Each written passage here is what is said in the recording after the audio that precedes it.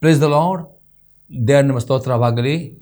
ಬಿಡುಗಡೆಯ ಸಂದೇಶ ಕಾರ್ಯಕ್ರಮಕ್ಕೆ ನಾನು ನಿಮ್ಮೆಲ್ಲರನ್ನು ಯೇಸು ಕ್ರಿಸ್ತನ ನಾಮದಲ್ಲಿ ಸ್ವಾಗತಿಸ್ತೇನೆ. ಪ್ರಾರ್ಥನೆ ಮಾಡೋಣ. ಪರಲೋಕದಲ್ಲಿರುವ ತಂದೆ ದೇವರೇ, ಯೇಸು ಕ್ರಿಸ್ತನ ನಾಮದಲ್ಲಿ ನಾವು ನಿನ್ನ ಪಾದ ಸನ್ನಿಧಾನಕ್ಕೆ ನಾವು ಬಂದಿದ್ದೇವೆ. ನಾನು ಧ್ಯಾನ ಮಾಡಿದ ಸಂದೇಶವನ್ನು ನಾವು ಪವಿತ್ರಾತ್ಮನಲ್ಲಿ ಅಭಿಷೇಕಿಸು. ಪವಿತ್ರಾತ್ಮ ನಿನ್ನ ಸ್ವಾಗತಿಸ್ತೇನೆ. ನಮ್ಮ ಒಳ್ಳೆಯ ಬೋಧಕನಾಗಿಕೊಂಡು ಈ ರೀತಿಯ ಸಂದೇಶದ ಮುಖಾಂತರ ನಿನ್ನ ಜನರ ಸಂಗಡ ಮಾತನಾಡು. ಪವಿತ್ರಾತ್ಮನೇ, ಈ ವಾಣಿ ಕೇಳುವ ಪ್ರತಿಯೊಂದು ಆತ್ಮಗಳಿಗೆ ಜೀವವನ್ನು, ಪ್ರೋತ್ಸಾಹವನ್ನು, ಭಕ್ತಿ ಅಭಿವೃದ್ಧಿಯನ್ನು ಮತ್ತು ಬಿಡುಗಡೆಯನ್ನು ಉಂಟು ಮಾಡಿ ನಾನು ಬಿಡುಕೊಳ್ತೇನೆ ಯೇಸು ಕ್ರಿಸ್ತನ ನಾಮದಲ್ಲಿ, ಆಮೇನ್. ಇವತ್ತನ್ನು ಧ್ಯಾನ ಮಾಡ್ತೇವೆ ಪೇತ್ರನು ಬರೆದ 2ನೇ ಪತ್ರಿಕೆ ಅದೇ 1ನೇ ಆದ್ಯದಲ್ಲಿ 10 ಮತ್ತು 11ನೇ ವಾಕ್ಯ. ಆದುದರಿಂದ ಸಹೋದರರೇ, ದೇವರು ನಿಮ್ಮನ್ನು ಕರೆದದ್ದನ್ನು, ಆದುಕೊಂಡದನ್ನು ದೃಢಪಡಿಸಿಕೊಳ್ಳುವುದಕ್ಕೆ ಮತ್ತಷ್ಟು ಪ್ರಯಾಸ ಪಡಿರಿ. ಈಗ ನೀವು ಮಾಡಿದರೆ ಎಂದಿಗೂ ಎಡವುವುದಿಲ್ಲ ಮತ್ತು ನಮ್ಮ ಕರ್ತನೂ ರಕ್ಷಕನೂ ಆಗಿರುವ ಯೇಸು ಕ್ರಿಸ್ತನ ನಿತ್ಯ ರಾಜ್ಯದಲ್ಲಿ ಪ್ರವೇಶಿಸುವ ಹಾಗೆ ದೇವರು ನಿಮಗೆ ಧಾರಾಳವಾಗಿ ಅನುಗ್ರಹಿಸುವನು. ಅತಿ ಸ್ಪಷ್ಟನೆ. ಆದ ಸಹೋದರರೇ, ದೇವರು ನಿಮ್ಮನ್ನು ಕರೆದದ್ದನ್ನು, ಆದುಕೊಂಡದನ್ನು ದೃಢಪಡಿಸಿಕೊಳ್ಳುವುದಕ್ಕೆ ಮತ್ತಷ್ಟು ಪ್ರಯಾಸ ಪಡಿರಿ. ಈಗ ನೀವು ಮಾಡಿದ ಎಂದಿಗೂ ಎಡವುವುದಿಲ್ಲ. ಈ ವಾಕ್ಯದಲ್ಲಿ ದೇವರ ಆತ್ಮನು ಇಲ್ಲಿ ಹೇಳ್ತಾನೆ, ನಿಮ್ಮ ಜೀವಿತದಲ್ಲಿರುವ ಕರೆಯುವಿಕೆ ಯಾವುದಕ್ಕೆ ನೀವು ಕರೆಯಲ್ಪಟ್ಟಿದ್ದೀರಿ? ಖಾಲಿ ಯೇಸು ಕ್ರಿಸ್ತನ ನಂಬಿಕೆ ಇಡಲು ಮಾತ್ರವೋ? ಯಾವುದೇ ಕರೆಯಲ್ಪಟ್ಟಿದ್ದೀರಿ? ಯಾವ ಕರೆಯುವಿಕೆ ನಿಮ್ಮಲ್ಲಿ ಉಂಟು ಎಂಬುದಾಗಿ ನೀವು ದೃಢಪಡಿಸಿಕೊಂಡುವುದಾದರೆ ಎಂದೂ ಕರ್ತನ ಭವನದಲ್ಲಿ ಕೈ ಬಡ್ಡಪಡುವುದಿಲ್ಲ, ಎಂದಿಗೂ ನೀವು ಎಡವು ಬೀಳೋದಿಲ್ಲ ಹೇಳ್ತಾನೆ. ಅದೇ ವಾಕ್ಯದ ಪ್ರಕಾರ ಪ್ರತಿಯೊಬ್ಬರ ಜೀವಿತದಲ್ಲಿ ಯೇಸು ಕ್ರಿಸ್ತನ ನಂಬಿಕೆ ಇಟ್ಟುಕೊಂಡು ನೀಲಿ ಮುಳಿದಿಟ್ಟುಕೊಂಡು ಕರ್ತನ ಸಭೆಗೆ ಬರ್ತಾರೋ ಅವರ ಜೀವಿತದಲ್ಲಿ 4 ವಿಧದ ಕರೆಯುವಿಕೆ ಉಂಟು. ಈ 4 ವಿಧದ ಕರೆಯುವಿಕೆ ಏನು ಎಂಬುದು ಸರಿ ಅರ್ಥ ಮಾಡಿಕೊಂಡು ನಿಮ್ಮ ಕರೆಯುವಿಕೆ ಯಾವುದು ದೃಢಪಡಿಸಿಕೊಂಡರೆ 100% ಹೇಳ್ತೇನೆ, ನೀವು ಎಡವಿ ಬೀಳುವುದಿಲ್ಲ. ಕರ್ತನ ರಾಜ್ಯ ಪ್ರವೇಶಿಸುವ ಯಾವಾಗಲೂ ನಿಮಗೆ ಪರಲೋಕ ಬಾಗಿಲು ತೆರೆಯಲ್ಪಡುತ್ತದೆ ಎಂಬುದೇ ಪೇತ್ರನಲ್ಲಿ ಹೇಳುತ್ತಾನೆ. ಅದರಲ್ಲಿ ಮೊದಲನೇ ಕರೆಯುವಿಕೆ ನೋಡಪ್ರೆ, ಪರಿಶುದ್ಧರಾಗುವುದಕ್ಕೆ ದೇವರು ಪ್ರತಿಯೊಬ್ಬರನ್ನು ಕರೆಯಲ್ಪಟ್ಟಿದ್ದಾರೆ. ವಾಕ್ಯ ನೋಡುವ. ಎಫೆಸದವರಿಗೆ ಬರೆದ ಪತ್ರಿಕೆ 1ನೇ ಆದ್ಯದಲ್ಲಿ 4ನೇ ವಾಕ್ಯ. ಹೇಗೆಂದರೆ, ನಾವು ಪ್ರೀತಿಯಲ್ಲಿ ನಡೆದು ಆತನ ಸನ್ನಿಧಿಯಲ್ಲಿ ಪರಿಶುದ್ಧರು, ದೋಷವಿಲ್ಲದವರು ಆಗಿರಬೇಕೆಂದು ನಮ್ಮನ್ನು ಜಗತ್ ಉತ್ಪತ್ತಿ ಮುಂಚೆ ಕ್ರಿಸ್ತನಲ್ಲಿ ಆರಿಸಿಕೊಂಡವನು. ಅವರ ಅತಿ ಸ್ಪಷ್ಟತೆ. ಯೇಸು ಕ್ರಿಸ್ತನನ್ನು ನಂಬಿಕೊಂಡ ಮೊದಲೇ, ತಾಯಿಗಲ್ಲಿ ಹುಟ್ಟುಕೊಂಡ ಮೊದಲೇ, ಜಗತ್ತು ಉತ್ಪತ್ತಿ ಆಗುವ ಮೊದಲೇ ದೇವರು ನಿಮ್ಮನ್ನು ಆರಿಸಿಕೊಂಡ ಉದ್ದೇಶ ಕರಿಬೇಕು ಏನೆಂದರೆ, ನೀವು ಯೇಸು ಕ್ರಿಸ್ತನ ನಂಬಿಕೊಂಡಿದ್ದು ಮಾತ್ರ ಅಲ್ಲ, ಯೇಸು ಕ್ರಿಸ್ತನ ನಂಬಿಕಿಟ್ಟವರು ನೀವು ಯೇಸು ಕ್ರಿಸ್ತನನ್ನು ಪ್ರೀತಿ ಮಾಡಿಕೊಂಡು ಆತನ ಸನ್ನಿಧಿಯಲ್ಲಿ, ದೇವರ ಸನ್ನಿಧಿಯಲ್ಲಿ ನೀವು ಪರಿಶುದ್ಧರು, ದೋಷವಿಲ್ಲದವರು ಆಗಿರಬೇಕು. ದೇವರು ಜಗತ್ ಉತ್ಪತ್ತಿ ಮುಂಚೆ ಕ್ರಿಸ್ತನ ಆರಿಸಿಕೊಂಡಿದ್ದಾನೆ. ಅದು ಪ್ರತಿ ಸರಿ ಅರ್ಥ ಮಾಡಿಕೊಳ್ಳಿರುತ್ತದೆ. ಯೇಸು ಕ್ರಿಸ್ತನ ನಂಬಿಕೆ ಉಳಿದ ಮೊದಲೇ, ತಾಗಲ್ಲಿ ಹುಟ್ಟುಕೊಂಡ ಮೊದಲೇ, ದೇವರು ಜಗತ್ತು ಉತ್ಪತ್ತಿ ಮಾಡುವ ಮೊದಲೇ ದೇವರು ನಿಮ್ಮ ಕ್ರಿಸ್ತ ಯೇಸುವಿನಲ್ಲಿ ಆರಿಸಿಕೊಂಡು ನಿಮ್ಮ ಹೆಸರನ್ನು ಜೀವ ಬರೆಯಪಟ್ಟಿದೆ, ಬರೆಯಲ್ಪಟ್ಟಿದೆ. ಯಾಕೆಂದರೆ ನೀವು ಖಾಲಿ ಯೇಸುವನ್ನು ನಂಬಿಕೆ ಇಡೋದು ಮಾತ್ರ ಅಲ್ಲ, ಆತನ ಸಂಪೂರ್ಣ ಹೃದಯದಿಂದ ಪ್ರೀತಿ ಮಾಡುವರಾಗಬೇಕು. ಮತ್ತು ಪ್ರೀತಿ ಮಾಡುವುದು ಎಂದರೆ ಆತನ ಸನ್ನಿಧಿಯಲ್ಲಿ ಆತನ ಆಜ್ಞೆಯನ್ನು ಕೈಕೊಂಡು ನಡೆಯುವುದೇ ಪರಿಶುದ್ಧರು, ದೋಷವಿಲ್ಲದರು, ಪ್ರತಿಗಳಿಗೆ ಆತನ ಕಾಣಿಸಿಕೊಳ್ಳಬೇಕು ಎಂಬುದಾಗಿ ಈ ಪರಿಶುದ್ಧರಾಗುವುದಕ್ಕೆ ನಿಮ್ಮನ್ನು ಕರೆಯಲ್ಪಟ್ಟಿದೆ ಎಂಬುದಾಗಿ ಅಪೊಸ್ತಲನು ಹೇಳುತ್ತಾನೆ. ಅದು ಇವತ್ತು ಪ್ರಿಯರೇ, ನೀವು ಪರಲೋಕ ಹೋಗಬೇಕಾ? ಬರೀ ನಂಬಿಕೆ ಇಡುವುದರೆ ಮಾತ್ರ ಸಾಕಾಗುವುದಿಲ್ಲ. ನಂಬಿಕೆ ನೀವು ಇಡಬೇಕು, ಯೇಸು ಕ್ರಿಸ್ತನ ಅಂಗೀಕಾರ ಮಾಡಬೇಕು, ನೀಲಿ ಮುಡಿಗೆ ದೀಸ ಅಂದುಕೊಳ್ಳಬೇಕು, ಕರ್ತನ ಸಭೆಗೆ ಬರಬೇಕು ಮತ್ತು ದಿನಾಲು ಪರಿಶುದ್ಧರಾಗಲಿಕ್ಕೆ ನೀವು ನಿಮ್ಮನ್ನು ಪ್ರಯತ್ನ ಮಾಡಬೇಕು. ಇದಕ್ಕೆ ಈ ಕರಿಬೇಕು ನೀವು ಸ್ವೀಕಾರ ಮಾಡುವವರು ಆಗಬೇಕು. ಪ್ರೇರೆ, ಇನ್ನು ಕೆಲ ವಾಕ್ಯ ನೋಡುವ ಪರಿಶುದ್ಧ ಬಗ್ಗೆ ಇಬ್ರಿಯರಿಗೆ ಬರೆದ ಪತ್ರಿಕೆ 12ನೇ ಆದ್ಯದಲ್ಲಿ 14ನೇ ವಾಕ್ಯ. ಇಬ್ರು 12:14. ಎಲ್ಲರ ಸಂಗಡ ಸಮಾಧಾನದಿಂದಕ್ಕೂ ಪರಿಶುದ್ಧಕ್ಕೂ ಪ್ರಯತ್ನ ಮಾಡಿರಿ. ಪರಿಶುದ್ಧತೆ ಯಾವನು ಕರ್ತನನ್ನು ಕಾಣುವುದಿಲ್ಲ. ಅತಿ ಇಂಪಾರ್ಟೆಂಟ್. ಅಪೊಸ್ತಲನೇ, ನೀವು ಪರಲೋಕಕ್ಕೆ ಹೋಗಬೇಕಾದರೆ, ಕರ್ತನ ರೂಪಾಂತರದಲ್ಲಿ ಪಾಲುಗಾಗಬೇಕಾದರೆ ಪರಿಶುದ್ಧತೆ ಇಲ್ಲದೆ ಯಾರೂ ಕರ್ತನ ನೋಡಲಿಕ್ಕೆ ಆಗುವುದಿಲ್ಲ. ಅದಕ್ಕೆ ಪರಿಶುದ್ಧರ ಜೀವನ ಮಾಡಲೇಬೇಕು ಎಂಬುದರಲ್ಲಿ ಒತ್ತಿಯಲ್ಲಿ ಹೇಳುತ್ತಾನೆ. ಪ್ರಿಯರೇ, ಪುನಃ ನಾವು ನೋಡ್ತೇವೆ ಪ್ರಿಯರೇ, ಪೇತ್ರನು ಬರೆದ 1ನೇ ಪತ್ರಿಕೆ ಅದು 1ನೇ ಆದ್ಯದಲ್ಲಿ 13ರಿಂದ 16ನೇ ವಾಕ್ಯ. ಆದ್ದರಿಂದ ನೀವು ಮನುಷ್ಯನ ನಡುವನ್ನು ಕಟ್ಟಿಕೊಂಡು ಸ್ವಚ್ಛತರಾಗಿದ್ದು ಯೇಸು ಕ್ರಿಸ್ತನ ಪ್ರತ್ಯಕ್ಷನಾಗುವಾಗ ನಿಮಗೆ ದೊರಕುವ ಭಾಗ್ಯದ ಮೇಲೆ ನಿಮ್ಮ ನಿರೀಕ್ಷೆ ಸಂಪೂರ್ಣವಾಗಿ ಇಡೀರಿ. ನೀವು ಮುಂಚೆ ಅಜ್ಞಾನಿಗಳಾಗಿದ್ದಾಗ ನಿಮಗಿದ್ದ ದುರಾಸನ ಅನುಸರಿಸಿ ನಡೆಯುವರಾಗಿರದೆ ನಿಮ್ಮ ಕರೆದಾತನು ಪರಿಶುದ್ಧನಾಗಿರೋ ಪ್ರಕಾರವೇ ನೀವು ವಿಧೇಯರಿಗೆ ತಕ್ಕಂತೆ ಎಲ್ಲ ನಡವಳಿಕೆಯಲ್ಲಿ ಪರಿಶುದ್ಧರಾಗಿರಿ. ನಾನು ಪರಿಶುದ್ಧರಾಗುವುದರಿಂದ ನೀವು ಪರಿಶುದ್ಧರಾಗಿರಬೇಕೆಂದು ಬರೆದದೆಯಲ್ಲ. ಇಲ್ಲಿ ಅತಿ ಸ್ಪಷ್ಟ ಹೇಳ್ತೇನೆ, ನೀವು ದಿನಾಲು ನಿಮ್ಮ ಮನಸ್ಸಿನ ನಡುವನ್ನು ದೇವರ ವಾಕ್ಯದಿಂದ ಕಟ್ಟಲ್ಪಡಬೇಕು ಪ್ರೇರೆ. ಮತ್ತು ನಿಮ್ಮ ಮನಸ್ಸಿನ ಆಲೋಚನೆಗಳು ಪ್ರೇರಲ್ಲಿ ನೀವು ಪಾಪ ಮಾಡದಂತೆ, ನಡತೆಯಲ್ಲಿ ಪಾಪ ಮಾಡದಂತೆ ನೀವು ಪರಿಶುದ್ಧ ಜೀವನ ಮಾಡಲಿಕ್ಕೆ ನೀವು ಮಾಡುವರಾಗಬೇಕಂದ್ರೆ ದೇವರು ಪರಿಶುದ್ಧನು. ಅದಕ್ಕೆ ನೀವು ನಡತೆ ಮಾತಿನಲ್ಲಿ ಪ್ರೇರೆ ಆಲೋಚನೆ ಪರಿಶುದ್ಧರಾಗಬೇಕು ಎಂಬುದಾಗಿ ಪೇತ್ರನು ಹೇಳುತ್ತಾನೆ. ಆಗದೆ ಪರಿಶುದ್ಧರಾಗುತ್ತ ದೇವರು ಕಾರ್ಯನ ಕೊಟ್ಟಿದ್ದಾನೆ. ಈ ಕರಿಬೇಕೆ ನೀವು ಸ್ವೀಕಾರ ಮಾಡಬೇಕು ಪ್ರೆ. ಈ ಕರಿಬೇಕೆ ನೀವು ವಿದ್ಯರಾಗಬೇಕು ಪ್ರೆ. ಪರಲೋಕ ಹೋಗಬೇಕಾದ್ರೆ ಅದಕ್ಕೆ ಇನ್ನೊಂದು ವಾಕ್ಯ ನೋಡೋ ಪ್ರೆ. 2 ಪೀಟರ್ ಪೇತ್ರನ ಬರೆದ 2ನೇ ಪತ್ರಿಕೆ 3ನೇ ಅಧ್ಯಾಯದಲ್ಲಿ 11-14 ವಾಕ್ಯ.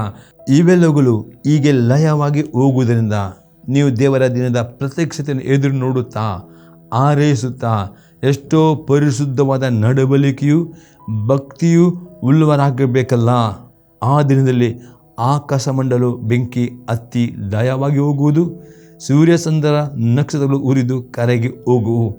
ಆದರೆ ನಾವು ದೇವರ ವಾಗ್ದಾನ ನಂಬಿ ನೂತನ ಆಕಾಶ ಮಂಡಲವನ್ನು ನೂತನ ಭೂಮಂಡಲವನ್ನು ಎದುರು ನೋಡುತ್ತಿದ್ದೇವೆ.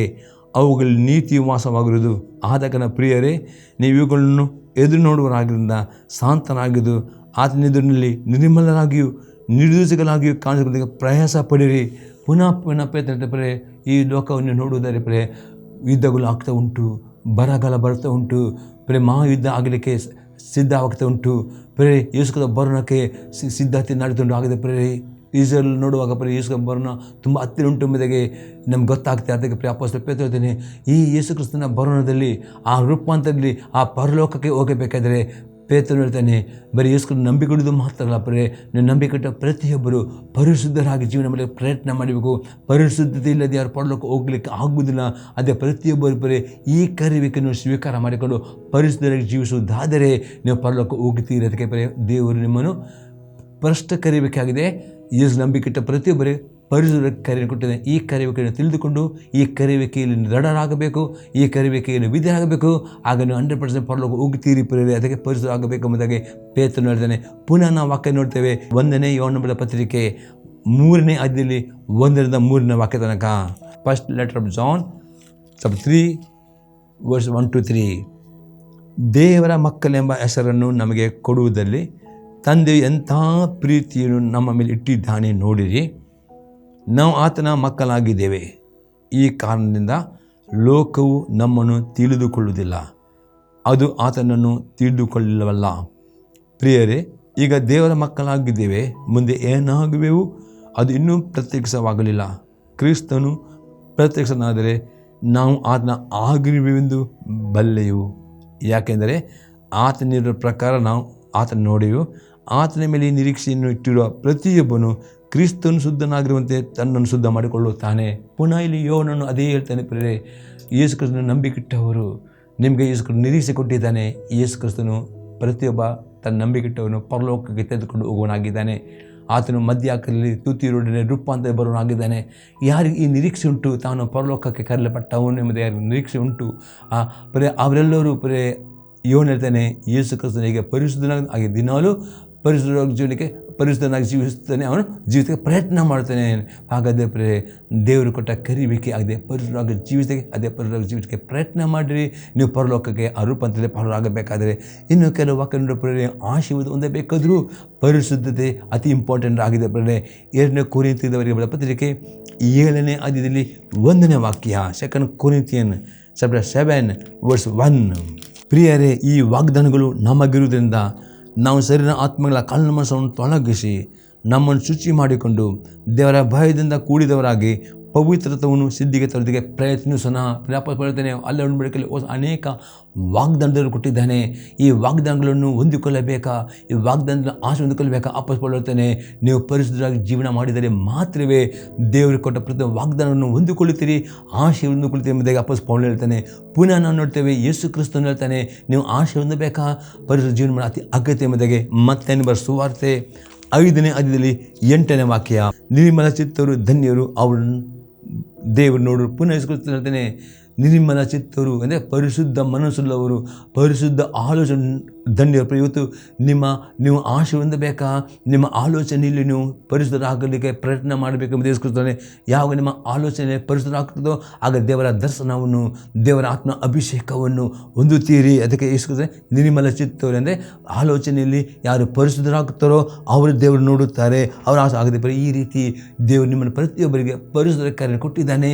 ಈ ಕರಿಬೇಕೆ ನೀವು ದೃಢಪಡಿಸಿಕೊಳ್ಳಿ, ಈ ಕರಿಬೇಕೆ ಒಪ್ಪಿಸಿಕೊಳ್ಳಿ, ಆಗ ನೀವು ಪರಿಶುದ್ಧರಾಗುತ್ತೀರಿ ಮತ್ತು ದೇವರ ವಾಗ್ದಾನ ಆಶೀರ್ವಾದ ಹೊಂದಿಕೊಳ್ಳುತ್ತೀರಿ, ಪರಲೋಕಕ್ಕೆ ಪಾರಾಗುತ್ತೀರಿ ಎಂಬುದೇ ಪೇತ್ರನು ಹೇಳುತ್ತಾನೆ. ಪ್ರಿಯರೇ, 2ನೇ ಸಂಘ ನೋಡ್ತೇವೆ, ವಿಧೇಯರಾಗುವುದಕ್ಕೆ ದೇವರು ಕರೆಯನ್ನು ಕೊಟ್ಟಿದ್ದಾನೆ.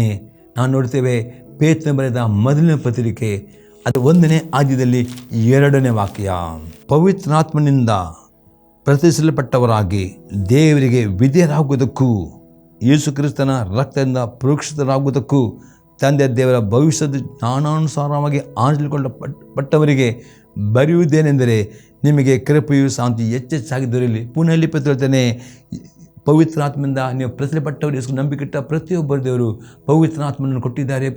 ಪ್ರತಿಷ್ಠಿಸಲ್ಪಟ್ಟವರು ದೇವರಿಗೆ ವಿಧೇಯರಾಗುವುದಕ್ಕೆ ದೇವರು ನಿಮಗೆ ಕಾರ್ಯ ಕೊಟ್ಟಿದ್ದಾನೆ. ಯೇಸು ಕ್ರಿಸ್ತನು ನಲ್ಲಿ ನಂಬಿಕೆಟ್ಟ ನೀವು ಪ್ರತಿಯೊಬ್ಬರಿಗೆ ದೇವರು ತನ್ನ ಪವಿತ್ರಾತ್ಮ ಕೊಟ್ಟಿದ್ದಾನೆ, ನಿತ್ಯ ಜೀವ ನಿಮಗೆ ವಾಗ್ದಾನವನ್ನು ಕೊಟ್ಟಿದ್ದಾನೆ. ಆ ಕೊಟ್ಟ ನೀವು ಪ್ರತಿಯೊಬ್ಬರಿಗೆ ದೇವರ ಆತ್ಮನು ವಿಧೇಯರಾಗುವುದಕ್ಕೆ ಕೊಟ್ಟಿದ್ದಾನೆ. ಹಾಗಾದರೆ ಈ ಕರಿವಿಕೆಗೆ ನೀವು ವಿಧೇಯರಾಗುವುದು ಅತಿ ಇಂಪಾರ್ಟೆಂಟ್ ಎಂಬುದನ್ನು. ಯಾಕೆ ವಿಧೇಯರಾಗಬೇಕೆಂಬುದೇ ನಾವು ಕೆಲವು ಸಲ ನೋಡಿದರೆ, ಯೋಹನ ಬರೆದ ಸುವಾರ್ತೆ 14ನೇ ಅಧ್ಯಾಯದಲ್ಲಿ 15ರಿಂದ 23ನೇ ವಾಕ್ಯ ತನಕ, ನೀವು ನನ್ನನ್ನು ಪ್ರೀತಿಸುವುದಾದರೆ ನನ್ನ ಆಜ್ಞೆಗಳನ್ನು ಕೈಕೊಂಡು ನಡೆಯುವಿರಿ, ಆಗ ನಾನು ತಂದೆಯನ್ನು ಕೇಳಿಕೊಳ್ಳುವನು, ಆತ ನಿಮಗೆ ಬೇರೆ ಸಹಾಯಕನ್ನು ಸದಾ ನಿಮ್ಮ ಸಂಗಡ ಕೊಡುವನು. ಅತಿ ಸ್ಪಷ್ಟ ಹೇಳ್ತಾನೆ, ದೇವರು ನಿಮ್ಮನ್ನು ಯೇಸು ಕ್ರಿಸ್ತನ ಮುಖಾಂತರವಾಗಿ ವಿಧೇಯರಾಗುವುದಕ್ಕೆ ಕರೆದುಕೊಟ್ಟೆ. ಯಾಕಂದರೆ ವಿಧೇಯರಾಗುವುದಾದರೆ ಮಾತ್ರ ಅದರ್ಥ ನೀವು ದೇವರನ್ನು ಯೇಸು ಕ್ರಿಸ್ತನ ಪ್ರೀತಿ ಮಾಡ್ತೀವಿ. ಮತ್ತು ಯಾರು ವಿಧೇಯರಾಗ್ತಾರೆ ಅವರು ಯೇಸು ಕ್ರಿಸ್ತನ ಪವಿತ್ರಾತ್ಮನು ಸದಾಕಾಲ ನಿಮ್ಮ ಸಂಗಡ ಇರುವುದಕ್ಕೆ ಕೊಡುತ್ತಾನೆ. ಹಾಗಾದರೆ ಈ ಪವಿತ್ರಾತ್ಮನು ಸದಾಕಾಲ ನಿಮ್ಮ ಸಂಗಡ ಇರಬೇಕಾದರೆ ವಿಧೇಯತೆ ಅತಿ ಇಂಪಾರ್ಟೆಂಟ್. ವಿಧೇಯರಾಗಬೇಕು, ಆಗ ದೇವರ ಆತ್ಮನ ಪ್ರತಿ ಗಳಿಗೆ ನಿಮ್ಮ ಸಂಗಡ ಇರ್ತಾನೆ ಎಂಬುದರಲ್ಲಿ ಯೇಸು ಕ್ರಿಸ್ತನು ಹೇಳ್ತಾನೆ. ಪ್ರಿಯರೇ, 17ನೇ ವಾಕ್ಯ ಓದ್ತೇನೆ, ಆ ಸಹಾಯಕನು ಯಾರೆಂದರೆ ಸತ್ಯದ ಆತ್ಮನೇ. ಲೋಕವು ಆತನನ್ನು ನೋಡದೆಯೂ ತಿಳಿಯದೆಯೂ ಇರುವುದರಿಂದ ಆತನನ್ನು ಹೊಂದಲಾರದು. ನೀವು ಆತನನ್ನು ಬಲ್ಲಿರಿ, ಹೇಗೆ ನಿಮ್ಮ ಬಳಿಯಲ್ಲಿ ವಾಸ ಮಾಡ್ತಾನೆ ಮತ್ತು ನಿಮ್ಮೊಳಗಿರೋ ಈ ಪವಿತ್ರ ಪ್ರತಿ ಗಳಿಗೆ ನಿಮ್ಮ ಸಂಗಡ ನಿಮ್ಮ ಒಟ್ಟಿಗೆ ಇರುತ್ತಾನೆ ಎಂಬುದಾಗಿ ನಿಮಗೆ ಅನುಭವವಾಗ್ತಾಯಿದೆ. ಯಾವ ದೇವರ ವಾಕ್ಯಕ್ಕೆ ವಿಧೇಯರಾಗುತ್ತೀರೋ ಪ್ರಿಯರೇ, ಇದು ಅತಿ ಇಂಪಾರ್ಟೆಂಟ್. ದೇವರ ಆತ್ಮನ ಪ್ರತಿ ಸಂಗಡ ಪ್ರತಿ ಗಳಿಗೆ ನಿಮ್ಮ ಸಂಗಡ ಆತನು ಇರಬೇಕಾ, ವಿಧೇಯರಾಗಬೇಕೆಂಬುದು ಯೇಸು ಕ್ರಿಸ್ತನು ಹೇಳುತ್ತಾನೆ. ಪ್ರಿಯರೇ, 18ರಿಂದ 23 ವಾಕ್ಯ ತನಕ, ನಾನು ನಿಮ್ಮನ್ನು ಅನಾಥರಾಗಿ ಬಿಡುವುದಿಲ್ಲ, ನಿಮ್ಮ ಬಳಿಗೆ ಬರುತ್ತೇನೆ. ಇನ್ನು ಸ್ವಲ್ಪ ಕಾಲದ ಮೇಲೆ ಲೋಕವು ನನ್ನನ್ನು ನೋಡುವುದಿಲ್ಲ, ಆದರೆ ನೀವು ನನ್ನ ನೋಡುವಿರಿ. ನಾನು ಬದುಕುವುದರಿಂದ ನೀವು ಬದುಕುವಿರಿ. ನನ್ನ ತಂದೆಯಲ್ಲಿಯೂ ನೀವು ನನ್ನಲ್ಲಿಯೂ ನಾನು ನಿಮ್ಮಲ್ಲಿಯೂ ಇರುವುದನ್ನು ನೀವು ಆ ದಿನದಲ್ಲಿ ತಿಳಿದುಕೊಳ್ಳುವಿರಿ. ನನ್ನ ಆಜ್ಞೆಯನ್ನು ಹೊಂದಿ ಅವುಗಳನ್ನು ಕೈಕೊಂಡು ನಡೆಯುವನೇ ನನ್ನನ್ನು ಪ್ರೀತಿಸಲು ಹೇಳ್ತಾನೆ. ನೀವು ಬರೀ ನಂಬಿಕೊಳ್ಳೋದು ಮಾತ್ರ, ಆತನ ಆಜ್ಞೆಗಳನ್ನು ಹೊಂದಿಕೊಂಡು ಆ ಕೈಕೊಂಡು ನಡೀತಿರೋ ಅದು ತೋರಿ ನೀವು ನಿಜವಾಗಿ ಯೇಸು ಪ್ರೀತಿ ಮಾಡುತ್ತೀರಿ ಎಂಬುದಾಗಿ ಯೇಸು ಕ್ರಿಸ್ತನು ಹೇಳ್ತಾನೆ. ನನ್ನನ್ನು ಪ್ರೀತಿಸಲು ತನ್ನ ತಂದೆಗೆ ಪ್ರಿಯ. ಇವತ್ತು ನೀವು ಯೇಸು ಕ್ರಿಸ್ತನನ್ನು ಅದಕ್ಕೆ ನೋಡಿದರೆ ದೇವರು ನಿಮಗೆ ಪ್ರೀತಿಸ್ತಾನೆ, ದೇವರಿಗೆ ಪ್ರಿಯರಾಗ್ತೀನಿ ಎಂದು ಯೇಸು ಕ್ರಿಸ್ತನು ಹೇಳ್ತಾನೆ. ಅಷ್ಟೇ ಅಲ್ಲದೆ ನಾನು ಅವನು ಪ್ರೀತಿಸಿ ಅವನಿಗೆ ಕಾಣಿಸಿಕೊಳ್ಳುವನು. ಅಷ್ಟೇ ದೇವರು ನಿಮ್ಮನ್ನು ಪ್ರೀತಿಸಿ ನಿಮಗೆ ಇನ್ನೂ ಆತನ ಪ್ರಕಟಣೆ, ಆತನ ಅಭಿಷೇಕ, ಆತನ ಆಶೀರ್ವಾದ ಆತನು ನಿಮಗೆ ಕೊಡುವವನಾಗಿದ್ದಾನೆ. ಪ್ರಿಯರೇ, ಇನ್ನು ಆತನ ವಾಕ್ಯದ ಮುಖಾಂತರ ನಿಮಗೆ ಮಾತನಾಡುವನಾಗಿದ್ದಾನೆ. ಪ್ರಿಯರೇ, 22-23 ವಾಕ್ಯ ಹೀಗೆ ಉಂಟು, ಯೂದನು ಇವನು ಇಸ್ಕರಿಯೋತನಲ್ಲ, ಸ್ವಾಮಿ ನೀನು ಲೋಕಕ್ಕೆ ಕಾಣಿಸಿಕೊಳ್ಳದೆ ನಮಗೆ ಮಾತ್ರ ಕಾಣಿಸಿಕೊಳ್ಳುವುದಕ್ಕೆ ಏನು ಸಂಭವಿಸಿತು ಎಂದು ಕೇಳಿದ್ದಕ್ಕೆ ಯೇಸು ಅವನಿಗೆ, ಯಾರಾದರೂ ನನ್ನನ್ನು ಪ್ರೀತಿಸುವನಾದರೆ ನನ್ನ ಮಾತನ್ನು ಕೈಕೊಂಡು ನಡೆಯುವನು, ಅವನು ನನ್ನ ತಂದೆಯು ಪ್ರೀತಿಸುವನು, ನಾವಿಬ್ಬರು ಅವನ ಬಳಿಗೆ ಬಂದು ಅವನ ಬಳಿಯಲ್ಲಿ ಬಿಡುಗಡೆ ಮಾಡಿಕೊಳ್ಳೆವು. ಪ್ರಿಯರೇ, ಅತಿ ಸ್ಪಷ್ಟ ಹೇಳ್ತೇನೆ, ನೀವು ನನ್ನನ್ನು ಪ್ರೀತಿಸುವುದಾದರೆ ನನ್ನ ಆಜ್ಞೆ ಕೈಕೊಂಡು ನಡೆಯಬೇಕು. ನೀವು ನಾನು ಆಜ್ಞೆ ಕೊಂಡ್ರೆ ನಾವು ಇಬ್ಬರು ಅಂತ ಆಗ ಪವಿತ್ರಾತ್ಮ ಬರಲಿಲ್ಲ. ಅದಕ್ಕೆ ಈಗ ತಂದೆ ಮಗ ಪವಿತ್ರ ದೇವರು ನಿಮ್ಮ ಸಂಗಡ ಇರುತ್ತಾನೆ. ಯಾವಾಗ ನೀವು ಎಷ್ಟು ನಂಬಿಕೆ ಇಟ್ಟಿದ್ದೀರಿ, ಆತನ ಕೃಪೆಯಲ್ಲಿ ನೀವು ರಕ್ಷಣೆ ಹೊಂದಿದ್ದೀರಿ, ದೇವರ ಪವಿತ್ರಾತ್ಮ ಮುದ್ರೆ ಹೊಂದಿದ್ದೀರಿ, ನಿತ್ಯ ಜೀವನ ಹೊಂದಿಕೊಂಡಿದ್ದೀರಿ. ಆದರೂ ನಿಮಗೆ ಕೊಟ್ಟ ಕರಿವಿಕೆ ಆಗಿದೆ. ಅಷ್ಟೇ ಅಲ್ಲ, ದಿನಾಲು ಯೇಸು ಕ್ರಿಸ್ತನ ಆಜ್ಞೆಗೆ ನಡೆಯಬೇಕೆಂದರೆ ಕರಿ ಕೊಟ್ಟಿದೆ. ಈ ಕರಿವಿಕೆ ವಿಧೇಯರಾಗಿದ್ದರೆ ದಿನಾಲು ಪವಿತ್ರಾತ್ಮ ಭರಿತರಾಗಿದ್ದೀರಿ, ಪವಿತ್ರಾತ್ಮ ಪ್ರಸನ್ನತೆ ದಿನಾಲು ತಂದೆ ಮಗ ಪವಿತ್ರ ನಿಮ್ಮ ಸಂಗಡ ಇರುತ್ತಾನೆ ಎಂಬುದಾಗಿ ಯೇಸು ಕ್ರಿಸ್ತನು ಹೇಳುವವನಾಗಿದ್ದಾನೆ. ಪ್ರಿಯರೇ, ಮತ್ತು ನಿಮ್ಮನ್ನು ಆತನು ಉಪಯೋಗ ಮಾಡುವವನಾಗಿದ್ದಾನೆ. ನಿಮ್ಮ ಮುಖಾಂತರ ಅನೇಕ ಕಾರ್ಯಗಳನ್ನು ಆತ ಮಾಡುವವನಾಗಿದ್ದಾನೆ. ಪ್ರಿಯರೇ, ಏನಿದು ಎಕ್ಸಾಂಪಲ್ ನಾವು ನೋಡ್ತೇವೆ ವಿಧೇಯತೆ ಬಗ್ಗೆ.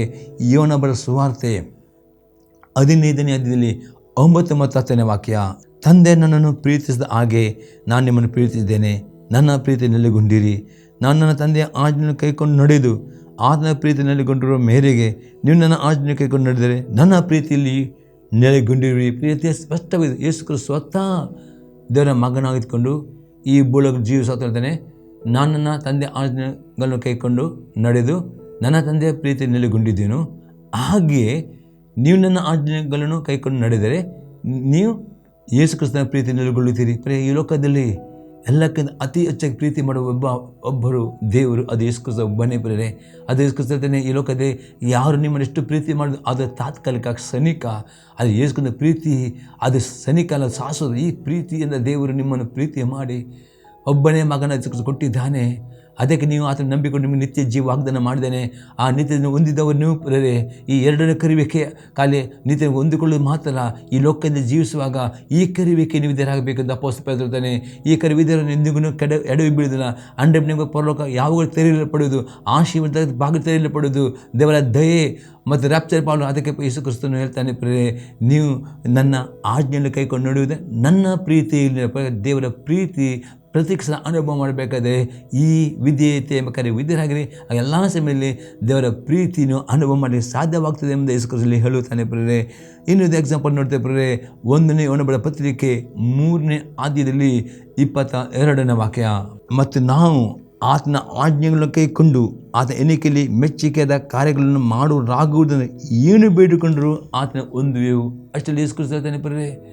ಅಪೊಸ್ತಲ ಯೋಹನ ಹೇಳ್ತಾನೆ, ನೀವು ಪ್ರಾರ್ಥನೆ ಮಾಡುತ್ತೀರಿ, ಎಲ್ಲ ನಿಮ್ಮ ಪ್ರಾರ್ಥನೆ ಹೊಂದಿಕೊಳ್ಳಬೇಕು. ಒಂದು ಸೀಕ್ರೆಟ್ ಹೇಳ್ತಾನೆ ಅಪೊಸ್ತಲ ಯೋಹನನು, ಪ್ರೇರೆ ನೀವು ಆತನೆಲ್ಲ ಆಜ್ಞೆ ಕೈಕೊಂಡು ನಡೆದು ಆತ ಎಣಿಕೆಯಲ್ಲಿ ನಿಮ್ಮ ಮೆಚ್ಚುವ ನಿಮ್ಮ ಕಾರ್ಯ, ನಿಮ್ಮ ಕೆಲಸ ಆಗ್ಬೋದು, ಬಿಸ್ನೆಸ್, ನಿಮ್ಮ ಸೇವೆ ಎಲ್ಲವನ್ನು ಆತ ಮೆಚ್ಚಿದ ಕಾರ್ಯ ಮಾಡಿ ಏನು ಬೇಡಿಕೊಂಡರೂ ಪ್ರತಿಯೊಂದು ಪ್ರಾರ್ಥನೆಗೆ ಇದೇ ಭೂಲೋಕದಲ್ಲಿ ಜೀವಂತ ಇರುವಾಗಲೇ ಆಶೆ ಹೊಂದಿಕೊಳ್ಳುತ್ತೆ ಎಂಬುದಾಗಿ ಯೋಹನ ಹೇಳ್ತಾನೆ. ಹಾಗಾದರೆ ಪ್ರೇರೆ ಇವತ್ತು ನೀವು ವಿದ್ಯಾರ್ಥಿ ಕರೆ ಕೊಟ್ಟಿದ್ದೀರಿ, ಕಲೆ ಪರಲೋಕ ಹೋಗೋದು ಮಾತ್ರ ಅಲ್ಲ, ಈ ಲೋಕದಲ್ಲಿರುವಾಗ ನಿಮ್ಮೆಲ್ಲ ಪ್ರಾರ್ಥನೆ ಉತ್ತರ ಹೊಂದಿಕೊಳ್ಳಬೇಕು, ಆಶೆ ಹೊಂದಿಕೊಳ್ಳಬೇಕಾದ್ರೆ ಇಲ್ಲಿ ಯೋಹನ ಹೇಳ್ತಾನೆ, ನೀವು ಆತನ ಎಲ್ಲ ಆಜ್ಞೆ ಕೈಕೊಂಡು ನಡೆಯವರಾಗಬೇಕು.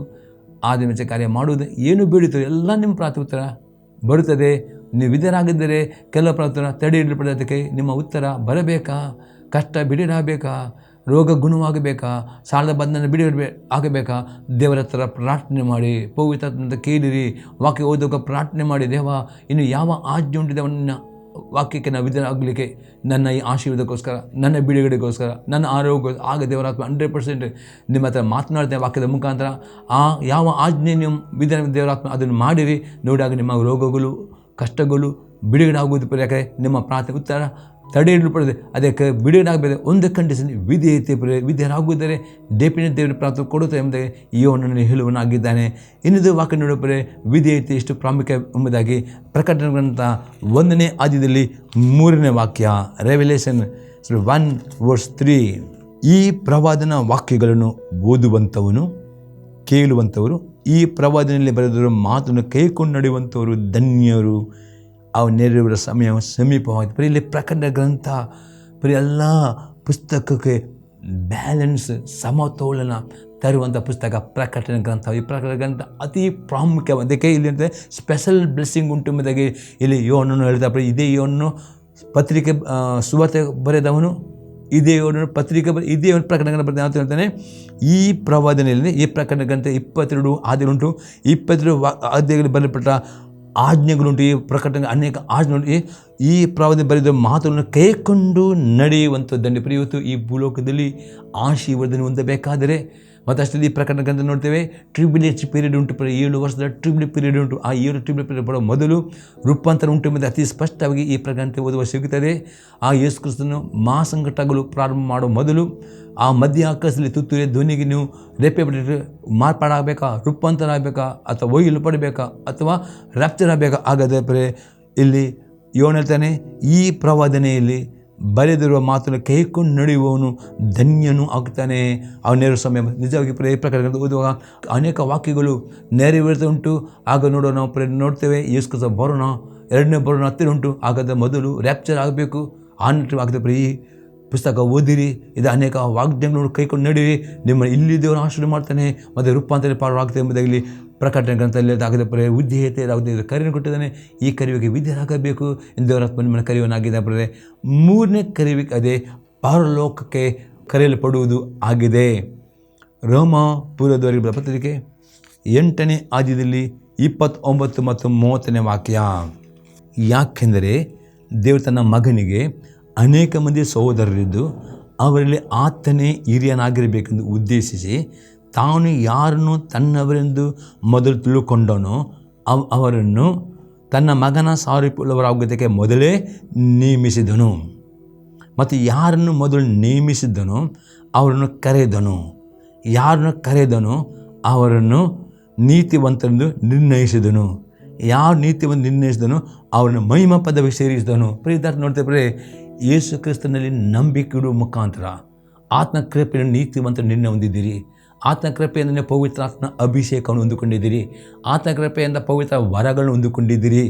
ಆತನ ಕೃಪೆಯಿಂದ ಪವಿತ್ರ ಮುದ್ರೆಯನ್ನು ಹೊಂದಿಕೊಂಡಿದ್ದೀರಿ. ಅರ್ಥ ಮಾಡಿಕೊಳ್ಳಿ, ಆತನ ಕೃಪೆಯಿಂದ ನಿಮ್ಮ ಜೀವದ ಪಟ್ಟಲಿ ಬರಲ್ಪಟ್ಟಿದೆ. ಅದಕ್ಕೋಸ್ಕರ ಅಪೊಸ್ತಲ ಪೌಲನು ಹೇಳ್ತಾನೆ, ಯೇಸು ಕ್ರಿಸ್ತನ ಮಾರ್ಕನ ಸುವಾರ್ತೆ 16ನೇ ವಾಕ್ಯದಲ್ಲಿ ಹೇಳ್ತಾನೆ, ಈ ಸುವಾರ್ತೆಯನ್ನು ನಂಬಿ ನೀರಲ್ಲಿ ಮುಳುಗಿದ್ದೀವಿ ಅವನ ರಕ್ಷಣೆ ಹೊಂದುವನು. 100% ಯೇಸು ಕ್ರಿಸ್ತ ನಂಬಿ ನೀರಲ್ಲಿ ಮುಳುಗಿದ್ದೀವಿ ನಿಮಗೆ ರಕ್ಷಣೆ ಉಂಟು. ಅದಕ್ಕೋಸ್ಕರ ಈ ರಕ್ಷಣೆಯನ್ನು ಹೊಂದಿದವರು ಪ್ರೇರೆ ನಿಮಗೆ ನಾನು ಈಗ ತೋರಿಸಿದ್ದೇನೆ. 4 ಕರೆಯುವಿಕೆ. ಮೊದಲ ಕರೆಯುವಿಕೆ ಕರೆಯಲ್ಪಟ್ಟಿದೆ ಪರಿಶುದ್ಧರಾಗುವುದಕ್ಕೆ. 2ನೇ ಕರೆಯುವಿಕೆ ವಿದ್ಯೆ. ಈ 2 ಕರೆಯುವಿಕೆಯನ್ನು ಸೋತು ಹೋಗುವುದಾದರೆ, ಅದಕ್ಕೆ ನೀವು ಒಪ್ಪಿಸಿಕೊಡದಿದ್ದರೆ ದೇವರು ತನ್ನ ಕೃಪೆಯಿಂದ ನಿಮಗೆ ಪರಲೋಕ ಹೋಗುವ ಸಮಯ ಬರುವಾಗ ನಾವು ನೋಡ್ತೇವೆ. 90ನೇ ಕೀರ್ತನೆಯಲ್ಲಿ ನಾವು ನೋಡ್ತೇವೆ, ಮನುಷ್ಯನ ಆಯುಷ್ಯವು ಬಾಲ ಹೆಚ್ಚಿದರೆ 70 ಇಲ್ಲದೆ 80 ಎಂಬುದಾಗಿ ಅಲ್ಲಿ ಬರಲ್ಪಡೆ. ಈ ರೀತಿ ದೇವರು ಪ್ರತಿ ಮನುಷ್ಯರಿಗೆ ಕಡಿಮೆ ಅಂದರೆ ಒಂದು 70-80 ವರ್ಷ ಆಯುಷ್ಯ, ಅದಕ್ಕೆ 120 ವರ್ಷದಲ್ಲಿ ಕೊಟ್ಟಿದ್ದಾನೆ. ಆದರೆ ಮಿನಿಮಮ್ ಒಂದು 70-80 ವರ್ಷ ಆಯುಷ್ಯದಲ್ಲಿ ನಾವು ಅಲ್ಲಿ ಕೀರ್ತನೆ 90ರಲ್ಲಿ ನಾವು ಓದುತ್ತೇವೆ. ಪ್ರಿಯ ದೇವರು ಎಷ್ಟು ನಂಬಿಕೆ ಪ್ರತಿಯೊಬ್ಬರಿಗೆ ಈ ಒಂದು ಆಯುಷ್ಯ ಕಾಲದಲ್ಲಿ ನೀವು ಈ ಒಂದು ಪರಿಶುದ್ಧವಾದ ಕರೆಯುವಿಕೆಗೆ ವಿದ್ಯೆ ಕರೆಯುವೆ ನೀವು ಒಪ್ಪಿಸಿಕೊಡದೆ ಅದರ ಸೋತು ಹೋಗುವುದಾದರೆ, ನೀವು ಎಷ್ಟು ನಂಬಿಕೆ ಇಟ್ಟಿದ್ದೀರಿ, ನೀರು ನಿಮ್ಮಳಿದ್ದೀರಿ ಅಂದ್ಕೊಳ್ಳಿದ್ದೀರಿ, ತಪ್ಪದೆ ಸಭೆಗೆ ಬರುತ್ತೀರಿ, ಸಭೆಯಲ್ಲಿ ರೊಟ್ಟಿ ಪಾಲುರಾಗ್ತೀರಿ. ದೇವರು ಏನು ಮಾಡ್ತಾನೆ, ತನ್ನ ಕೃಪೆಯಿಂದ ಆ ಪರಲೋಕಕ್ಕೆ ಹೋಗುವ ಸಮಯ ಅಥವಾ ನಿಮ್ಮ ಆಯುಷ್ಯ ಕಾಲ ಅಂತ್ಯ ಆಗೋ ಆ ಸಮಯದಲ್ಲಿ ದೇವರು ನಿಮ್ಮನ್ನು ಪರಿಶುದ್ಧಗೊಳಿಸಿಕೋಸರಿಗೆ ಕೆಲವು ಕಷ್ಟಗಳು, ಕೆಲವು ಶಿಕ್ಷೆಗಳು ನಿಮಗೆ ಬರಲಿಕ್ಕೆ ಅನುಮತಿ ಕೊಡುತ್ತೆ. ಅದು ಬರುವಾಗ ಪ್ರೇರಣೆ ನೀವು ತಾಳ್ಮೆಯಿಂದ ಇರಬೇಕಾದ್ರೆ, ನೀವು ಪರಲೋಕ ಹೋಗಬೇಕಾದ್ರೆ ಪರಿಶುದ್ಧತೆ ಇಲ್ಲದೆ ಪರಿಪೂರ್ಣ ನೀತಿವಂತರಾಗದೆ ಪರಲೋಕ ಹೋಗಲಿಕ್ಕೆ ಆಗುವುದಿಲ್ಲ. ಅದಕ್ಕೋಸ್ಕರ ದೇವರು ಏನು ಮಾಡ್ತಾನೆ, ಇದು ನಂಬಿಕೆಟ್ಟವರನ್ನು, ನೀರು ನಂಬಿಕೊಂಡವರನ್ನು, ಸಭೆಗೆ ಸ್ಥಿರವಾಗಿದ್ದವರನ್ನು, ರೊಟ್ಟಿ ಮತ್ತು ಪಾಲುರಾಗೋನು 100%. ಈ ಕಡೆಯ ಕರೆಯುವಿಕೆ ಅಂದರೆ ಪರಲೋಕ ಕರೆಯುವಿಕೆ ಬರುವವರನ್ನು ಅವ್ರನ್ನ ಕೆಲವು ಕಷ್ಟಗಳು ಕೆಲವು ಹೋಗ್ತಾರೆ, ಕೆಲವು ರೋಗಗಳು, ಈ ರೀತಿ ಅವರು ಪರಿಶುದ್ಧ ಮಾಡಿ ನೀವು ಅವರು ಪರಲೋಕ ರಾಜ್ಯಕ್ಕೆ ತೆಗೆದುಕೊಂಡು ಹೋಗೋನಾಗಿ. ಇದು ಪರಲೋಕದ ಕರೆಯುವಿಕೆ ಆಗಿದೆ. ಪ್ರೇರೆ ಇನ್ನೊಂದು ವಾಕ್ಯ ನಾವು ನೋಡ್ತಾ ಇದ್ದಕ್ಕೆ ಆಧಾರವಾಗಿ ಪೇತ್ರನು ಬರೆದ ಮೊದಲನೇ ಪತ್ರಿಕೆ ಅದರಲ್ಲಿ 5ನೇ ಅಧ್ಯಾಯದಲ್ಲಿ 10ನೇ ವಾಕ್ಯ, 1 Peter 5:10. ಕ್ರಿಸ್ತನಲ್ಲಿ ನಿಮ್ಮನ್ನು ತನ್ನ ನಿತ್ಯ ಪ್ರಭಾವಕ್ಕೆ ಕರೆದ ಕೃಪಾಪೂರ್ಣದ ದೇವರು ತಾನೇ ನೀವು ಸ್ವಲ್ಪ ಕಾಲ ಬಾಧೆ ಪಟ್ಟ ಮೇಲೆ ನಿಮ್ಮನ್ನು ಯೋಗ್ಯ ಸ್ಥಿತಿಗೆ ತಂದು ನೆಲೆಗೊಳಿಸಿ ಬಲಪಡಿಸುವನು. ಪುನಃ ಪುಸ್ತಕದಿಂದ ಸ್ವಲ್ಪ ಕಾಲ ಬಾಧೆ ಪಟ್ಟ ಮೇಲೆ ನಿಮ್ಮಂದರೆ ನಿತ್ಯ ಪ್ರಭಾವ. ಇಲ್ಲಿ ಪುನಃ ಅಂದರೆ ಯೇಸು ಕ್ರಿಸ್ತ ನಂಬಿಕೆಟ್ಟ ಪ್ರತಿಯೊಬ್ಬರಿಗೆ ಅಂದರೆ ನೀರಿನ ಮುಳಿ ದಿವಸಾಂತರಗಳು ಇಂಪಾರ್ಟೆಂಟ್ ಆಗಿದೆ. ಪ್ರೇರೆ ರೊಟ್ಟಿ ದಾಸ ಪಾಲುಗಳು ಇಂಪಾರ್ಟೆಂಟ್, ಸಭೆಯನ್ನು ಬಿಡಬಾರ್ದು. ಈ ರೀತಿ ನೀವು ಡೆಫಿನಿಟ್ ಹೇಳ್ತಾನೆ, ನಿಮಗೆ ಪರಲೋಕಕ್ಕೆ ಹೋಗುವ ಸಮಯ ಬರುವಾಗ ದೇವರು ತನ್ನ ಕೃಪೆಯಿಂದ ನಿಮ್ಮನ್ನು ಪರಿಪೂರ್ಣ ಪರಿಶುದ್ಧಗೊಳಪಡಿಸ್ತಾರೆ. ಅದಕ್ಕೆ ಕೆಲವರ ರೋಗಗಳು ಗುಣವಾಗದಿರಬಹುದು. ಆ ರೋಗದಲ್ಲಿ ನಿಮಗೆ ದೇವರು ಶುದ್ಧೀಕರಿಸಿಕೊಂಡು ನಿಮಗೆ ಪರಲೋಕ ಕರೆಯುವ ರೀತಿ ನಿಮ್ಮ ಜೀವಿತದ ಆಯುಷ್ಯ ಅಂತ್ಯ ಹಾಗೂ ಕೆಲವು ಘಟನೆಗಳು, ಕಷ್ಟಗಳು, ಕೆಲವು ಪರಿಸ್ಥಿತಿಗಳು, ರೋಗ ಬರದೆ ಬೇಸರ ಪಡಬೇಡ್ರಿ, ಸಭೆಯನ್ನು ಬಿಡಬೇಡ್ರಿ, ದೇವರಿಂದ ದೂರ ಹೋಗಬೇಡಿ. ದೇವರು ನಿಮ್ಮನ್ನು ಪರಲೋಕ ಕರೆ ಕೊಟ್ಟಿದೆ. ಆ ಕರೆಗಳು ಸ್ವೀಕಾರ ಮಾಡಿ ದೇವರನ್ನು ಪರಿಶುದ್ಧಗೊಳಿಸಿಕೊಂಡು ಪರಲೋಕಕ್ಕೆ ಸ್ವೀಕಾರ ಮಾಡ್ತಾ ನಿಮ್ಮದು ಅರ್ಥವಾಗಿದೆ. ಪ್ರೇರೆ ಈಗ 4ನೇ ಕರೆಯುವಿಕೆ ಅತಿ ಇಂಪಾರ್ಟೆಂಟ್. ಇಲ್ಲಿ ಇರುವಾಗ ಸೇವೆ ಮಾಡಲಿಕ್ಕೆ ದೇವರು ಕರೆಯನ್ನು ಕೊಟ್ಟಿದ್ದಾನೆ. ಇದು ಕರೆಯುವಿಕೆ ನೀವು ತಿಳಿದುಕೊಳ್ಳಲು ಅತಿ ಅಗತ್ಯವಾಗಿದೆ. ಪರಲೋಕದಲ್ಲಿ ಬಹು ಮನಸ್ಸಿಗೆ ಬೇಕಾದರೆ ನಾನು ನೋಡ್ತೇವೆ ಮತ್ತಾಯನು ಬರೋ ಸುವಾರ್ತೆ 25ನೇ ಅಧ್ಯಾಯದಲ್ಲಿ 14ರಿಂದ 30ನೇ ವಾಕ್ಯ ತನಕ, ದೇಶಾಂತರಕ್ಕೆ ಹೋಗುವ ಒಬ್ಬ ಮನುಷ್ಯನು ತನ್ನ ಆಳುಗಳನ್ನು ಕರೆದು ಅವರಿಗೆ ತನ್ನ ಆಸ್ತಿಯನ್ನು ಒಪ್ಪಿಸಿಕೊಟ್ಟಂತಿರುವುದು. ಅವನು ಒಬ್ಬನಿಗೆ 5 ತಲಾಂತು, ಒಬ್ಬನಿಗೆ 2, ಒಬ್ಬನಿಗೆ 1, ಹೀಗೆ ಅವನವನ ಸಾಮರ್ಥ್ಯದ ಪ್ರಕಾರ ಕೊಟ್ಟು ಬೇರೊಂದು ದೇಶಕ್ಕೆ ಹೋದನು. 5 ತಲಾಂತು ಹೊಂದಿದವನು ಹೋಗಿ ಅದನ್ನು ವ್ಯಾಪಾರಕ್ಕೆ ಹಾಕಿ ಇನ್ನು 5 ತಲಾಂತು ಗಳಿಸಿಕೊಂಡನು. ಹಾಗೆ 2 ತಲಾಂತು ಹೊಂದಿದವನು ಇನ್ನು 2 ಸಂಪಾದಿಸಿಕೊಂಡನು. ಆದರೆ 1 ತಲಾಂತು ಹೊಂದಿದವನು ಹೋಗಿ ಭೂಮಿಯನ್ನು ಅಗೆದು ತನ್ನ ದಣಿಯ ಹಣವನ್ನು ಬಚ್ಚಿಟ್ಟನು. ಬಹುಕಾಲದ ಮೇಲೆ ಆ ಆಳುಗಳ ದಣಿಯು ಬಂದು ಅವರಿಂದ ಲೆಕ್ಕ ತೆಗೆದುಕೊಳ್ಳಲು 5 ತಲಾಂತು ಹೊಂದಿದವನು ಮುಂದೆ ಬಂದು ಇನ್ನು 5 ತಲಾಂತು ತಂದು, ಸ್ವಾಮಿ, ನೀನು 5 ತಲಾಂತು ನನಗೆ ಕೊಟ್ಟಿದ್ದೀಯಲ್ಲ, ಹೇಗೋ ಇನ್ನು 5 ತಲಾಂತು ಸಂಪಾದಿಸ್ತೇನೆ ಅಂದನು.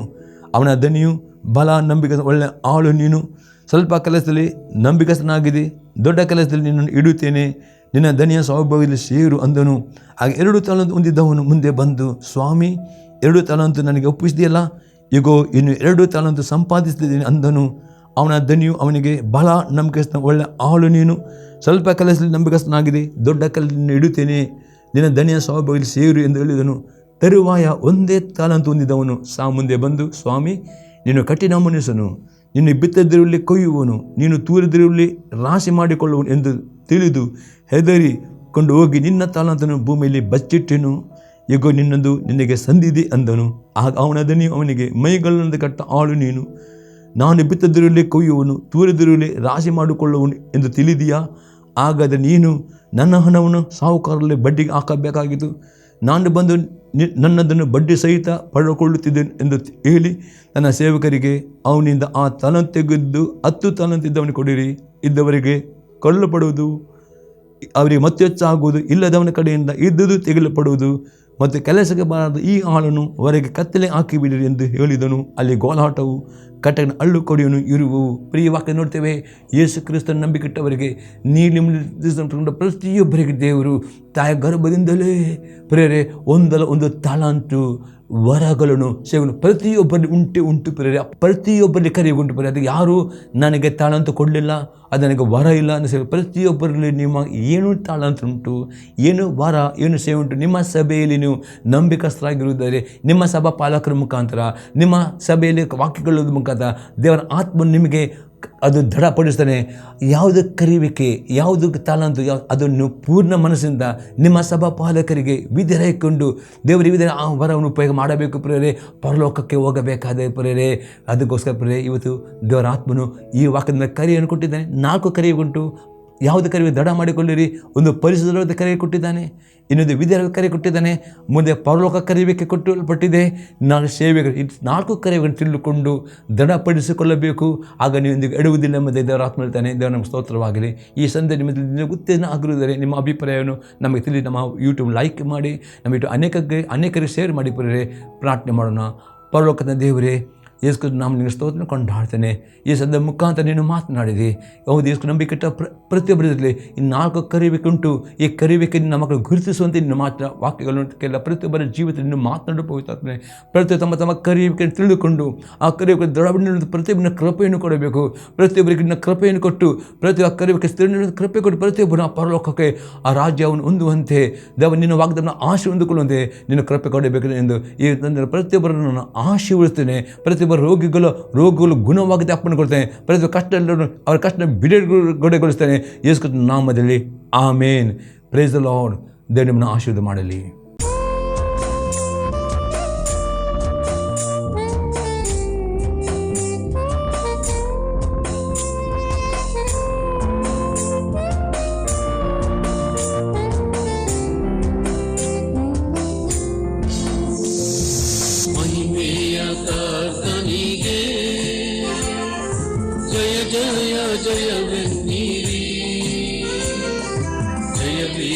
ದೇವನಿಗೆ